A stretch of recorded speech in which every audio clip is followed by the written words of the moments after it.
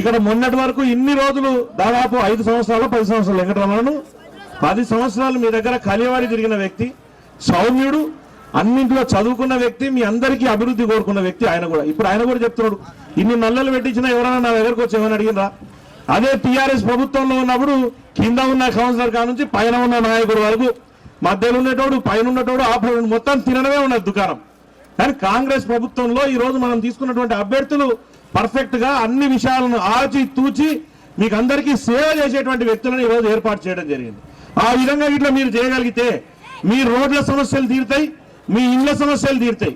ఇందిరమ్మ ఇండ్లు కావాలని అడుగుతున్నారు కదా, ఇందిరమ్మ ఇండ్లు కావాలంటే మీ తరపు నుంచి కొట్లాడే వ్యక్తి మీకు జమ్ములమ్మని గెలిపిస్తే జమ్ములమ్మనే కదా మన శాసనసభ్యులతో పోతుంది, జమ్ములమ్మనే కదా మా టౌన్కి వస్తుంది, జమ్ములమ్మనే కదా చిన్నారెడ్డి గారి దగ్గరికి పోతుంది. నియోజకవర్గ డెవలప్మెంట్ ఫండ్స్ కావాలంటే శాసనసభ్యుడితోనే పని ఉంటుంది. స్పోర్ట్స్ కు సంబంధించిందో లేదా ఇతర పార్టీకి సంబంధించిన కార్యక్రమాలు కావాలంటే నేను ఉన్నా. రాష్ట్రంలో ఏదైనా కార్యక్రమాలు ముఖ్యమంత్రి గారితో ఇంకా పైన ఏమైనా వ్యవస్థలు కావాలంటే చిన్నారెడ్డి గారు ఉన్నారు. మనకు కావాల్సినటువంటి అన్ని కార్యక్రమాలు చేయడానికి ఈయన మేమందరం ఉన్నాం. కానీ మరి ముఖ్యమంత్రి గారు ఫోన్ చేసి రేపు ఎమ్మెల్యే గారు మాట్లాడుతాడు, మేఘారెడ్డి మరి మీ దగ్గర ఎన్ని గెలిచినాయి అని అడిగినప్పుడు మేఘారెడ్డి గారు తల ఎత్తుకొని మీసం వెళ్ళేసి చెప్పాలా వద్దా? 12కు 12 పెద్దోళ్ళే గెలిచినాయి, 33కు 33 వనపర్తిలో గెలిచినాయి, ఇప్పుడు మాకు ఎన్ని కొన్ని తినిస్తా అన్నా అని అడగనికి ఆయనకు ధైర్యం మనం ఇవ్వాలంటే ఇక్కడ మీరు జమ్ములను గెలిపించి పంపియండి.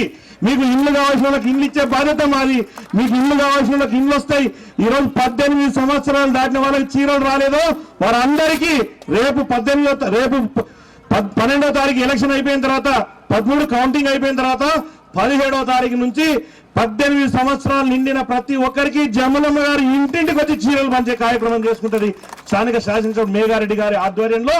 కాబట్టి మీరు ఈమెకు ఆ ధైర్యం ఇచ్చి గెలిపిస్తేనే రేపటి మీకు కావాల్సినటువంటి మన ప్రభుత్వం చేపట్టిన ప్రతి పథకం, సన్న బియ్యం కానివ్వండి, 500 సిలిండర్ కానివ్వండి, మీకు కావాల్సిన పథకాలు ఏదైనా రాకపోయినా మీకు అడగడానికి మీకు ప్రతినిధి కావాలి.